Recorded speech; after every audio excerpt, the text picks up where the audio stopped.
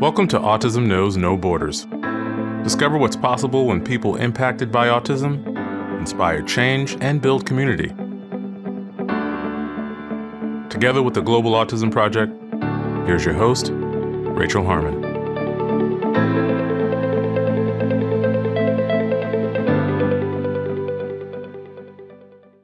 Hello, everyone. Our guest today is Dr. Kerry Magro. Kerry is an autism self-advocate, international motivational speaker, best-selling author, entertainment consultant, and nonprofit founder. Kerry is the author of the Amazon bestseller Defining Autism from the Heart, Autism and Falling in Love, and I Will Light It Up Blue.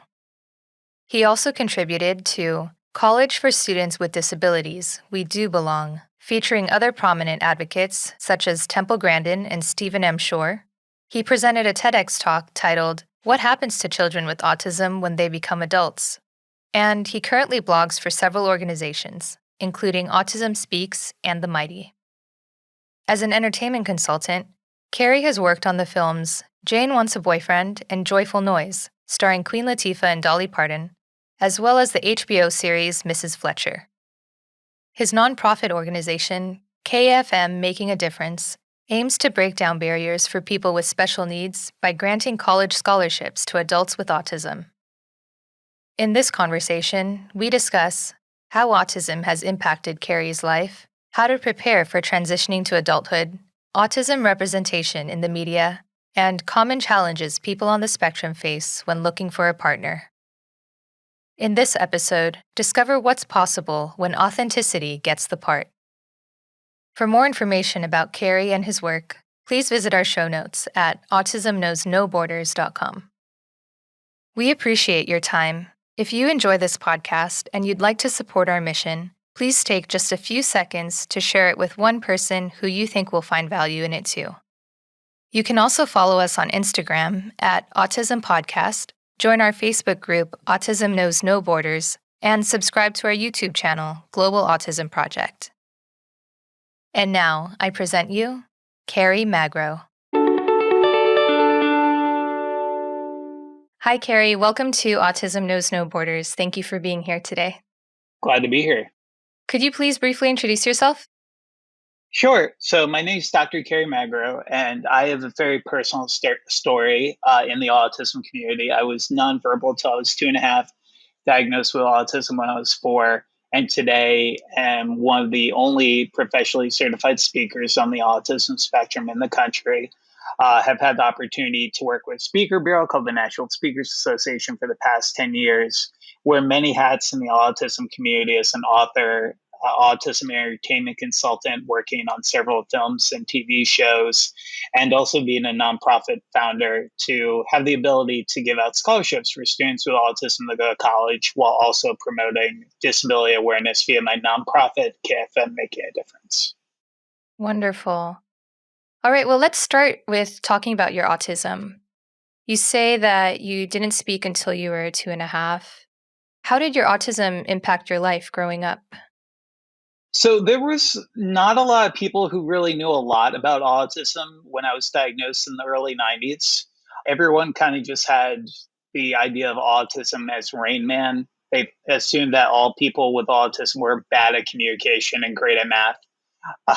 So definitely early on, it was a struggle, especially trying to have my parents trying to find services to help me reach developmental milestones. But as I got a little bit older, I was able to overcome a lot of different autism characteristics, such as my sensory challenges. I said my first word when I was about 2.5 and started speaking complete sentences at 7. And once I started talking, you couldn't get me to stop talking. Perfect for having a career in public speaking. So what are some of those breakthroughs that you've had that have helped you to be who you are today? So definitely speaking was one of the big milestones. And obviously, people who are nonverbal are often highly intelligent within our autism community. But that was one of the biggest barriers, being able to speak for the first time. And then once my parents got that communication, they really started with a lot of speech therapy, a lot of occupational therapy for my ongoing sensory challenges, and then just helping me with some fine motor challenges as well, especially with balance. Because of my autism diagnosis, I've always had a lot of challenges when it came to balance and fine motor. And I was able to overcome a lot of that just simply because of over 15 hours a week of ongoing therapy. And without the love and support of my village, being my parents, my educators, and my therapists, I wouldn't be where I am today. Mm. How does your autism affect your life today? I still deal with some sensory challenges, even though I have overcome a lot of those challenges, especially when there's unexpected routine changes. Obviously, during a time like COVID-19, everyone's daily routine has been turned upside down. So I still deal with routine changes and challenges trying to fit into a new routine. And then also some very minor sensory challenges. And then also connecting with others. Sometimes I have mind blindness and am not able to understand the perspectives of others. So I have to be very mindful of trying to put myself in the shoes of any friend or any specific partner I may have. Interesting. So, how do you cope with these changes that might come up? Do you have some strategies that you go to? Yeah, so I mean, one of the biggest things is I really try to latch on to my key interest and I try to keep myself busy. I speak regularly about almost 100 times a year around the globe. And when March happened in 2020 and all my speaking engagements were either postponed or canceled, I was kind of shown a new normal of being in my apartment 24/7 and really latching on to just watching sports, which has always, I wanted to grow up to be the next NBA Larry Bird.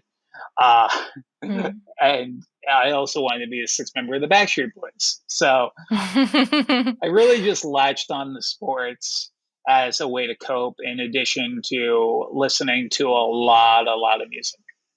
Mm-hmm. Backstreet Boys? Yeah, Backstreet Boys. Well, not so much Backstreet Boys anymore. This was Okay. kind of 10-year-old Kerry, Yeah. uh, Yeah. but lots of music today. Yep. So, going back to what you were saying about those social interactions, could you kind of walk us through what that might be like? Like, if you're having a conversation with someone, what are some tricks that you do to put yourself in their shoes? Or how do you remind yourself to take someone else's perspective?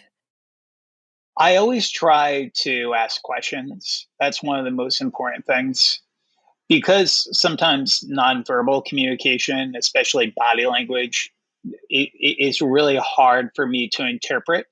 I really try to be as open as possible with my friends, potential relationship partners to understand their perspective as much as possible. And I think that's just something that as a society we need to do a better job of because none of us are mind readers. So at the end of the Mm-hmm. day, really just making sure that we're asking questions if there's any level of uncertainty. Mm-hmm. Yeah. What are some of your strengths related to your autism? It's a great question. I really laser focus when it comes to key interest. Theater was something that helped me tremendously come out of my shell. I was always a shy kid growing up. And a lot of that was because of my limited communication. And I just fell in love with theater as a very young child, and it led to the career I have today. So, again, my strengths being my laser focus in my key interest. In addition to that, I definitely think I'm more empathetic and honest than most people I know. Not saying that there are people in my life who aren't honest, but with autism, I definitely feel like sometimes I say the truth and the whole truth and nothing but the truth, and sometimes it backfires. But I definitely think I'm more honest than most people I know. Mm-hmm. Well, that's refreshing for people, I think some people maybe shy away from saying what's on their mind because they're afraid of offending or they don't want to be judged themselves. Yes, absolutely. And I mean, we have kind of our society sometimes, especially in 2021, there's such a toxicity sometimes in people when it comes to not showing the world their own true self. And sometimes I think that is because of pop culture. And we see images on the TV and we're like, all right, this is how our life needs to be. And I think, especially in the autism community, some of the most authentic people I know are autistic. So, Hmm. How did you go from a kid who's so into theater to becoming a public speaker? well, I definitely wanted to continue pursuing acting in college. I performed in over 20 plays throughout my high school experience. And then once I got to college, I realized that there was a lot of academic work that I needed to get done. So I really, really tried to latch on to public speaking as kind of a medium, if you will. I was at the point where I knew I couldn't be in the plays because it was committing a long list of hours each week, and I would have no time for my academics. And once I started to become an autism advocate, the idea of being, instead of being on stage and being in front of a podium, was a very easy transition for myself. Being able to play different parts made me able to really work on my public speaking at the same time, which helped me get to the point where I am today. Hmm. So you also speak widely about transition to adulthood. How old are you now? I am 21 plus 12. Okay. So, what was transition to adulthood like for you? It's interesting. Puberty hit me like a ton of bricks. I went from a basically 5'9" to 6'3" within 2.5 years. So there was a lot of growing pains when it came to my transition to adulthood. Also, at the same time, I didn't know anything about what life would be like after high school. I received no transitional planning to prepare me for the next steps, especially when it came to college, because I got accepted into all 15 colleges I applied to. And nobody ever told me things like, oh, you're not going to get an IEP in college. I assumed. I went up to my disability support specialist and I told her, if you could give me that IEP, I'll be right out the door. And she was like, you don't get an IEP in college. You get 504 reasonable accommodations. I was like, cool. I don't know what that Mm. means. Just to clarify, Carrie, IEP is individualized education plan that students will typically get when they're in the public school. Yes, correct. Yes. Especially with a disclosed diagnosis.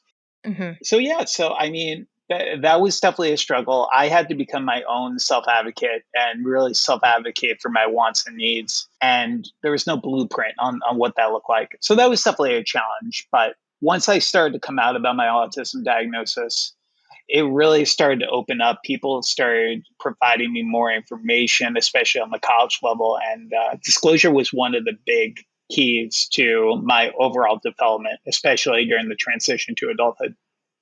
Were you not being as open about your diagnosis before?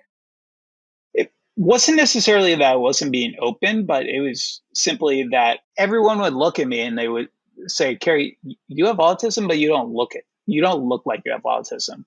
And having this quote unquote invisible disability, if you will, really never made autism come up as a part of a conversation unless I was needing accommodations. I see. Yeah. So it was literally just that. I was really not necessarily close-minded about it. It just really never came up unless it was for accommodations. Hmm. Got it. So, what do you think could be done better to support individuals with this transition? Peer mentoring would be the number one thing.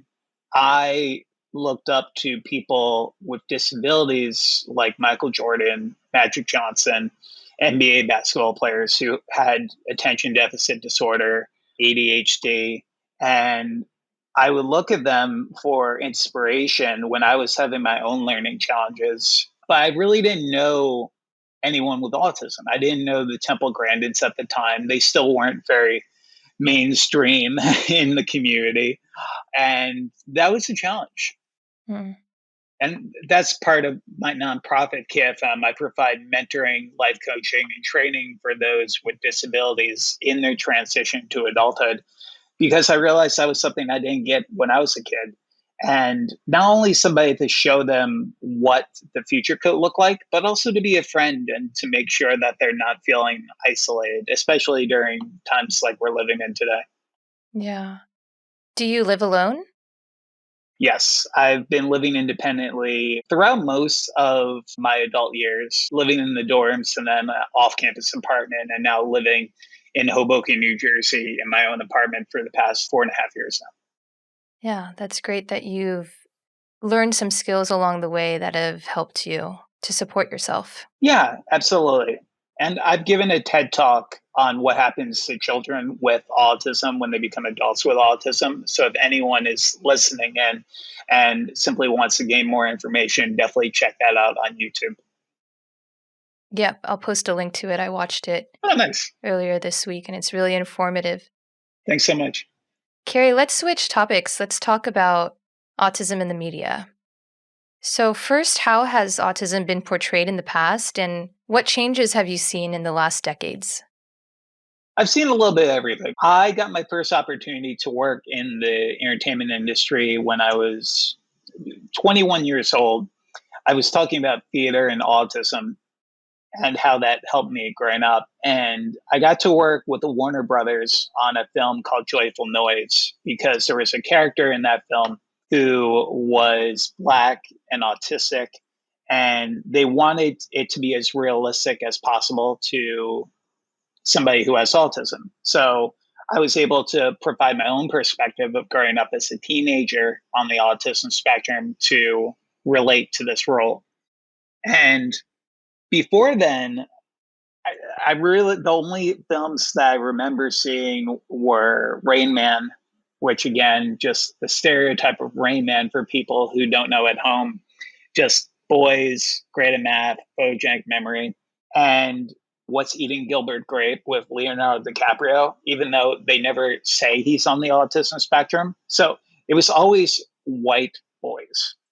Hmm. And I think that stereotypes a lot of our community. And now today, I think we're doing a little bit of a better job of trying to make it more diverse in nature and focusing on a little bit of representation. We still have a long way to go, but the first film I worked on, Joyful Noise, featured a Black character.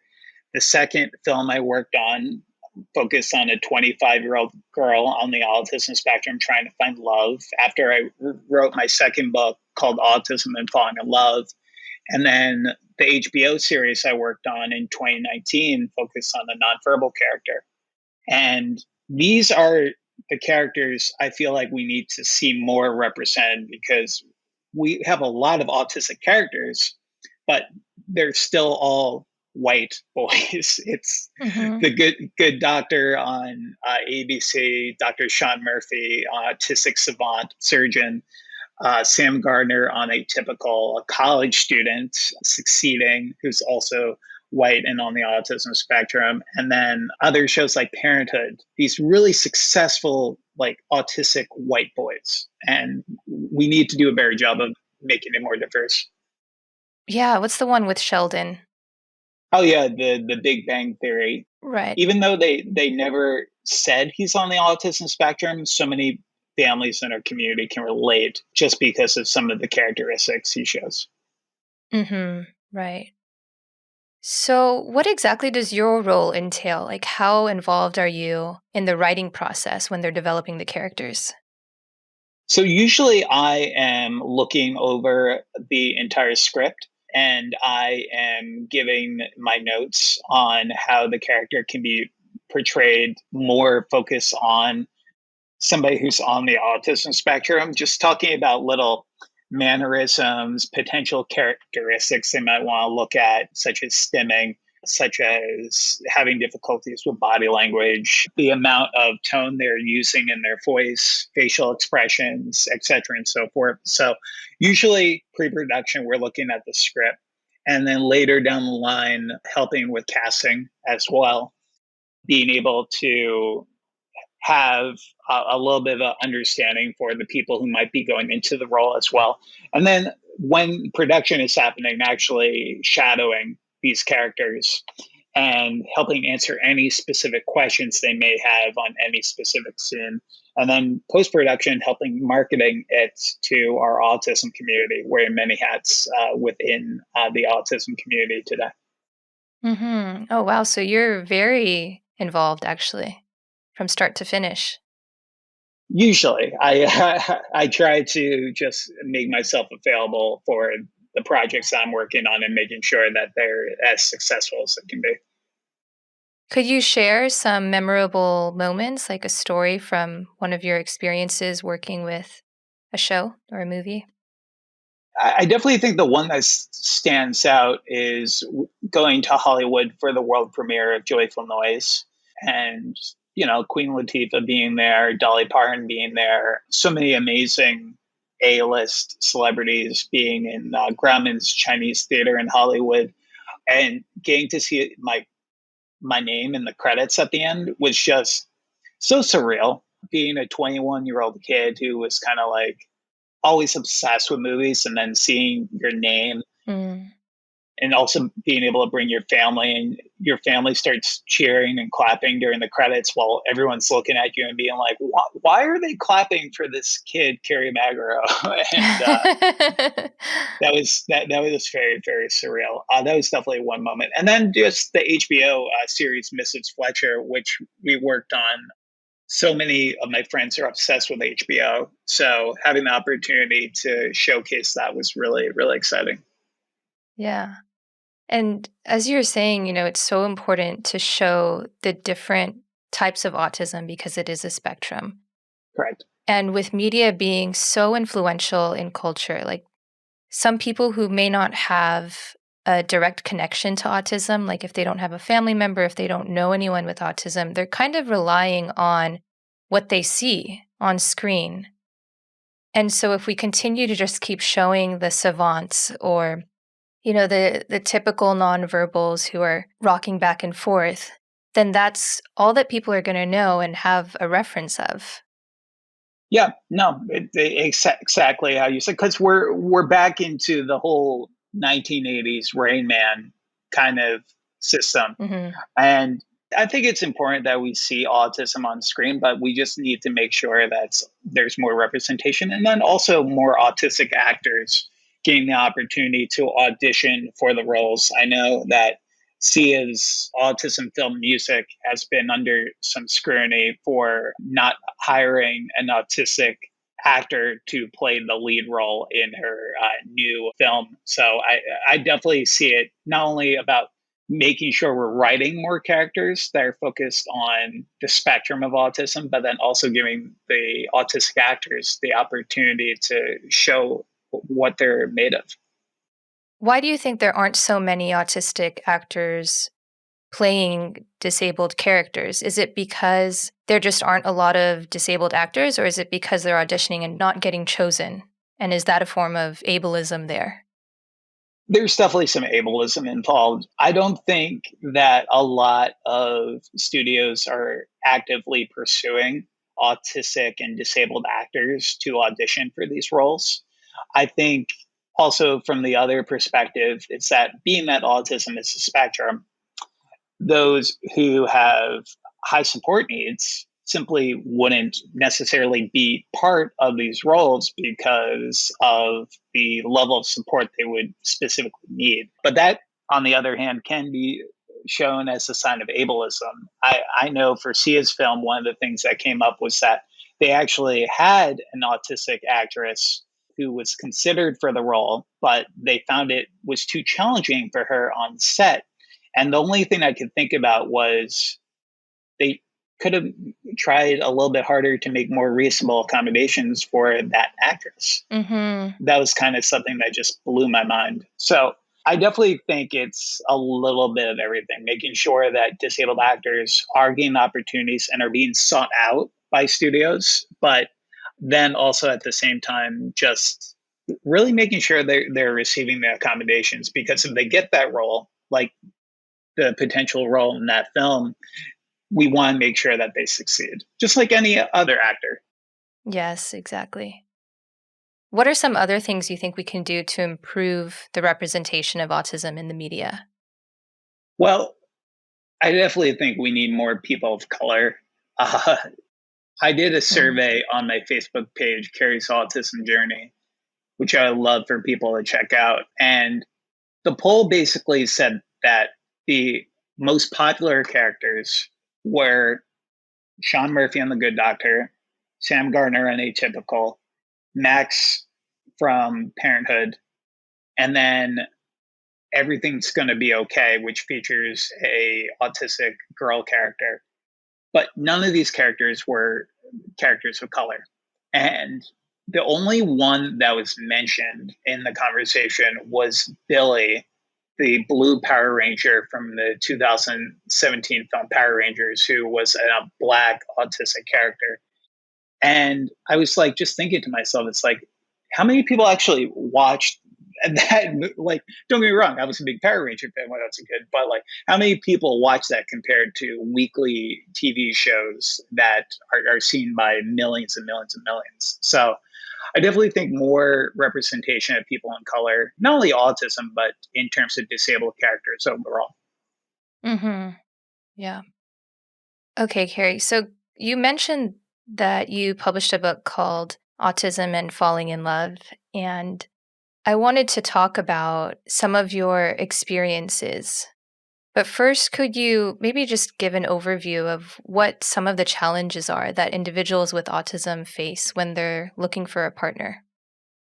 Sure. So it's funny you bring this up. I was just giving a webinar on dating advice from an autistic relationship coach, which is available on my website, kerrymagro.com.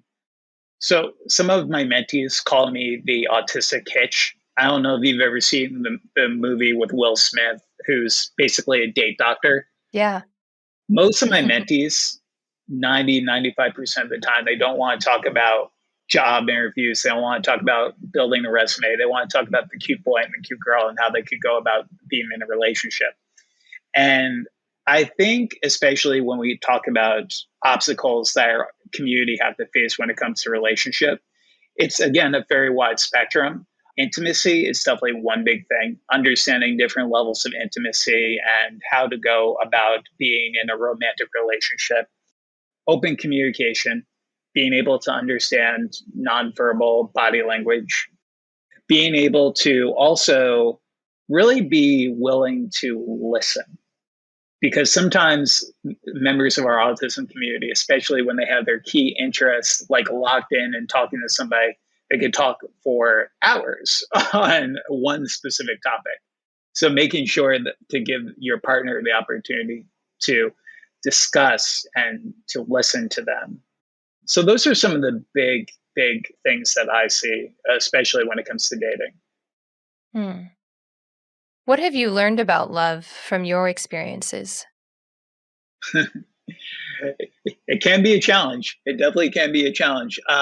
No, but it's definitely well worth it.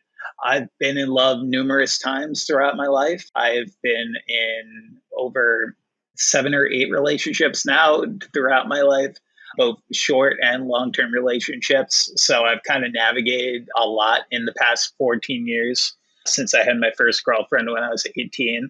I've learned that it's definitely an ongoing conversation between having a relationship with somebody else, making sure that you are understanding your wants and needs and making sure to put yourself first when it comes to those needs, and just making sure that you're finding somebody who is the right fit for you.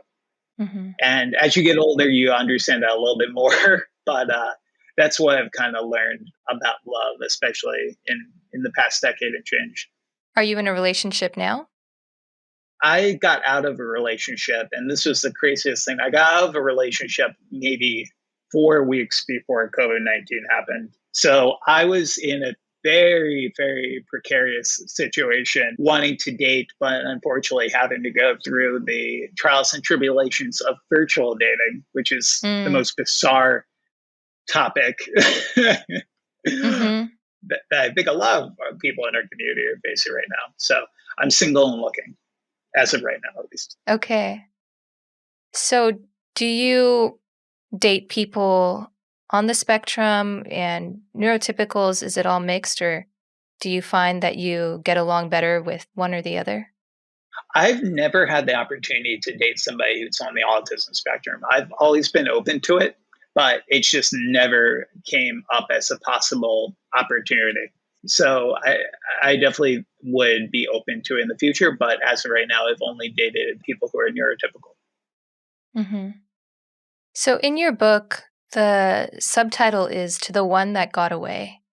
Yes, in our community, one of the misconceptions is that autistic people can't feel empathy for others. And some of the people I know are the most empathetic people I know, especially those who have autism. So I wrote as a part of the book, in addition to providing dating advice for those who have disabilities to pursue a relationship, I wrote a letter to the one that got away to really just show people that there are autistic people out there who do feel empathy for others and can have those connections with people. So I wrote a love letter to somebody who I was in a relationship with that just didn't work out, and just saying thank you for the opportunities to get to learn and learn about love from you. So Mm-hmm. so it's been a while. So I came out with my first book, Defining Autism from the Heart, in 2013, focused on self advocacy. And then Autism and Falling in Love came out in 2014. And then my children's book, I Will Light Up Blue, came out in 2019. Mm-hmm. So, what should neurotypical people consider when dating someone with autism? Definitely understand that you should always put the person first. We live in this very digital age where I can't tell you how many of my friends have done a Google search of a potential date before actually going into the date. So Mm-hmm. just don't jump to conclusions, especially if you find out that they may be on the autism spectrum.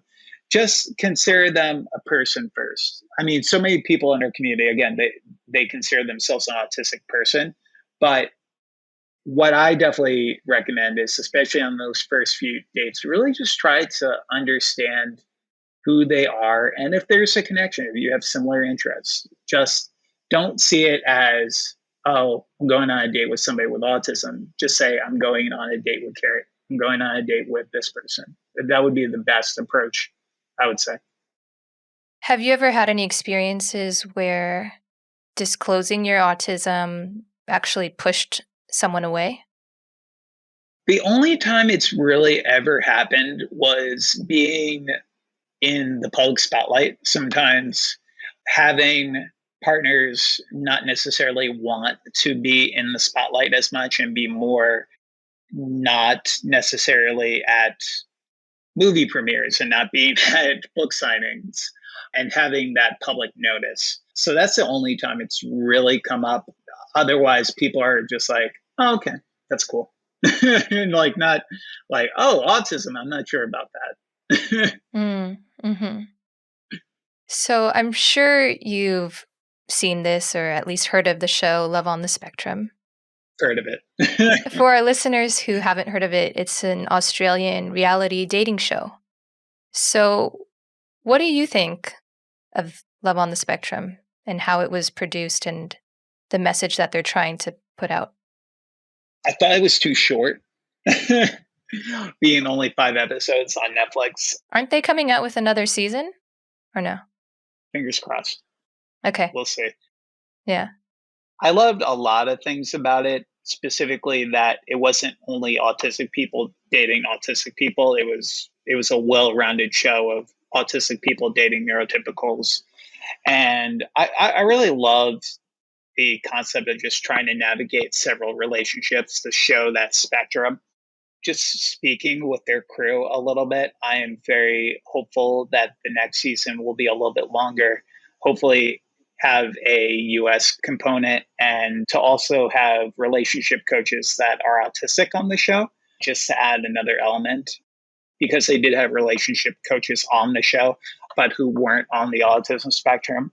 And then also just having the opportunity to potentially have nonverbal people trying to find love, because I know several who are nonverbal and trying to find love today. So showing that perspective, I think, would really mean a lot to our community. Yes, definitely. So when these opportunities come up, like you see a show that portrays someone with autism, do you contact them and offer consultation, or are people seeking you out, or both? It's a little bit of both. The first movie I worked on, they contacted me. The second movie, I contacted them. And the TV show, they contacted me. So it's a little bit of every which way. But if I do see a project I like, I'm not shy. I'm very, very extroverted now. So I'm putting out my circumvite and I'm trying to see how I can collaborate. So Yeah, it's important. I mean, it's good to hear from autistic voices themselves. well, yeah, absolutely. And I definitely encourage everyone who's listening who might be autistic to don't feel discouraged because of what you potentially see in the media right now with a lack of representation. I feel like overall, just know that there are going to be opportunities for you in the future, but you definitely have to put yourself out there. Yeah. So I just watched a movie last weekend, actually. It's a Spanish movie. In Spanish, it's called 17, but it's in English, it's 17. It's actually on Netflix. And it's about this 17-year-old boy who runs away from juvie and, not to spoil anything, he kind of goes on an adventure with his older brother to go rescue a dog. You know, short synopsis.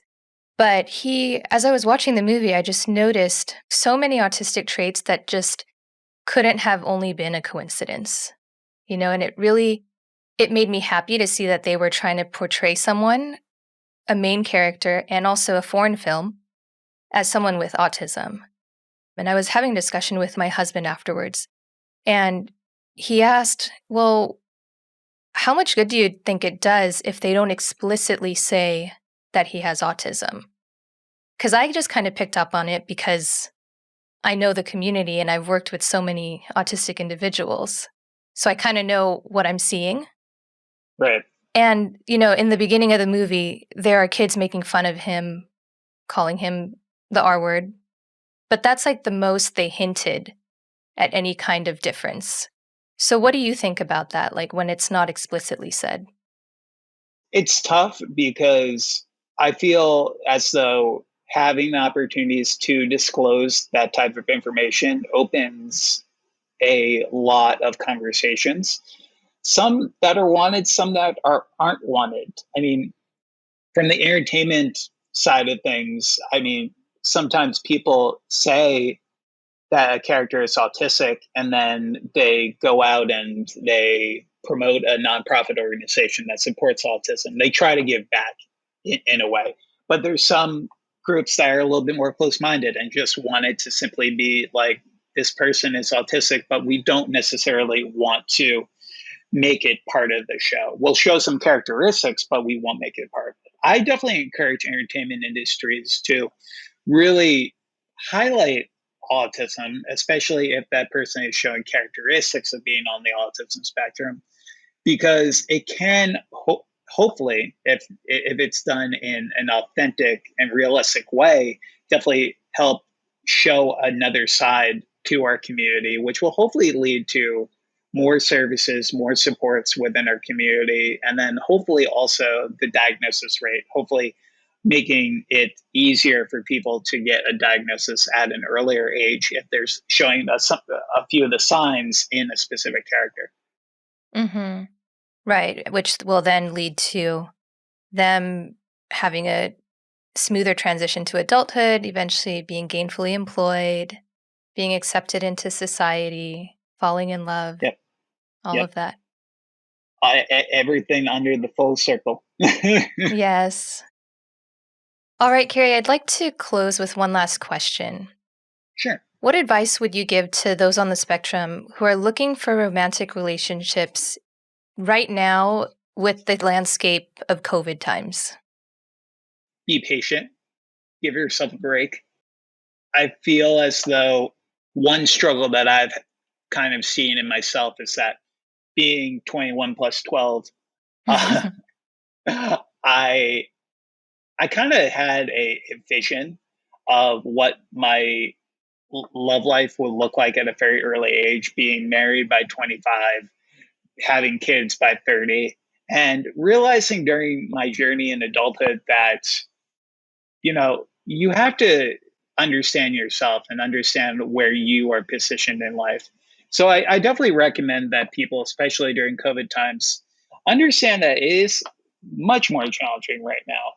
Online dating can be an avenue for you. Virtual dating can also be an avenue. Virtual speed dating can be an avenue for you. But at the end of the day, Oh, could you talk a little bit more about that? virtual speed dating, Yeah. How does that work? Zoom, it's literally like just being in a Zoom meeting with some of your colleagues, and you get a certain amount of minutes, and then they switch you to another breakout room where you get to talk to somebody else. Wow. That's really cool. Very interesting experience, to say the least. But anyways, in short, just remind yourself that there will be a quote unquote new normal eventually. So just be patient with yourself. Don't rush into anything that doesn't make sense for you. And just know that your partner is out there. They're just waiting for you, and just put yourself out there. I did a TV interview focused on Love on the Spectrum, the Netflix show, and talking about what would be my final piece of advice. And it's always that there is somebody out there for you. I've had several successful relationships when I thought I would never even kiss a girl. So definitely take note that you do have a very special someone out there, and it will come in time. Mm. All right, Kerry, thank you so much for all of your insight and expertise. I'll be sure to post a link to all of your information on our show notes, your website, your Facebook page, and your books as well. Absolutely, and I appreciate the opportunity to be on. Thanks for tuning in to Autism Knows No Borders. Although there has been an increase in efforts to show more autistic characters on screen, the media have continued to receive criticism for misrepresenting the autism spectrum. Portraying an autistic character with savant abilities is not necessarily inaccurate. However, it only represents about 10% of autistic individuals. Perpetuating stereotypes not only limits what the general public knows about the disorder, it might also lead parents of undiagnosed autistic children to disregard symptoms if they don't look like what they've seen on screen. Casting autistic actors to play autistic characters lets them bring to life real experiences, making stories richer and more believable. With so much undiscovered talent out there, further accommodations should be made so that more autistic actors can work safely and comfortably. Fictional narratives are both a reflection of society's values and a powerful vehicle to change them. The more the media normalize the expression of human struggles and emotions, the more society will lean towards acceptance and respect for differences. An increase in positive, diverse, and authentically autistic characters can promote awareness of how wide the autism spectrum really is. It can break stigmas, and it can advance opportunities for all people with disabilities. In case you missed it, our last episode featured Bobby Rubio, the writer and director of Pixar's short, Float. This heartfelt 7-minute animation of a father's path to acceptance was inspired by Bobby's relationship with his autistic son, Alex. Check out episode 51 to learn more about their story and the creative process behind Float. Thanks for listening. Take care. You've been watching Autism Knows No Borders. If you like this video, please give it a thumbs up and subscribe to our channel. Also, we'd love to hear from you, so let us know what you think in the comments section. Click here to watch another interview from our podcast. You can also find us on your favorite podcast app. Tune in each week for engaging conversations of how people across the globe are inspiring change and building community. Thanks for watching. Take care.